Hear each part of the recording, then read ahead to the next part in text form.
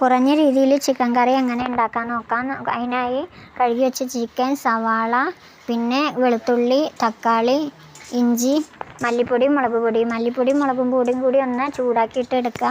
കരിഞ്ഞ് പോവാതെ ഒന്ന് ചൂടാക്കിയിട്ട് എടുക്കുക. കുറഞ്ഞ ലോ ഫ്ലെയിമിൽ വെക്കണം തീ.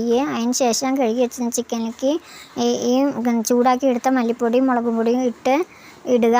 അതിന് ശേഷം വെളിച്ചെണ്ണയിൽ ഇഞ്ചി, സവാള, വെളുത്തുള്ളി എന്നിവ, തക്കാളി എന്നിവ വഴറ്റിയെടുക്കുക കേട്ടോ.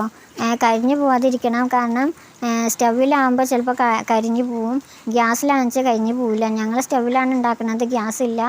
അത് കാരണം അത് പ്രത്യേകം ശ്രദ്ധിക്കണം. കരിഞ്ഞു പോയി കഴിഞ്ഞാൽ കറിയുടെ ടേസ്റ്റേ പോകും. അതുകൊണ്ട് നന്നായിട്ടൊന്ന് വഴറ്റിയെടുക്കുക. അതിന് ശേഷം പെനച്ച് വെച്ച ചിക്കനിലേക്ക് കുറച്ച് മഞ്ഞൾപ്പൊടി ഇടുക. മഞ്ഞൾപ്പൊടി 2ലേക്ക് ഇടുക. കാരണം കറിയിൽ മുന്നേ ഇട്ടിട്ടുണ്ടായിരുന്നില്ല. പിന്നെ ചിക്കൻ നന്നായിട്ട് ഒന്നും കൂടി പെനയ്ക്കുക. മഞ്ഞൾപ്പൊടി ഇട്ടതിന് ശേഷം നന്നായിട്ടൊന്ന് പെനച്ച് അടുപ്പത്ത് വെച്ചിട്ട് ആവശ്യത്തിന് വെള്ളം ഒഴിക്കുക. അതിന് ശേഷം നന്നായിട്ടൊന്ന് എല്ലാം കൂടി മിക്സ് ആക്കുന്ന തരത്തിൽ ഇളക്കുക. അതിന് ശേഷം ഒന്ന് ചൂടായി നല്ല തിളച്ച് വരുമ്പോൾ നമുക്ക് ചിക്കൻ മസാലയും കുരുമുളക് പൊടി ഇടാം.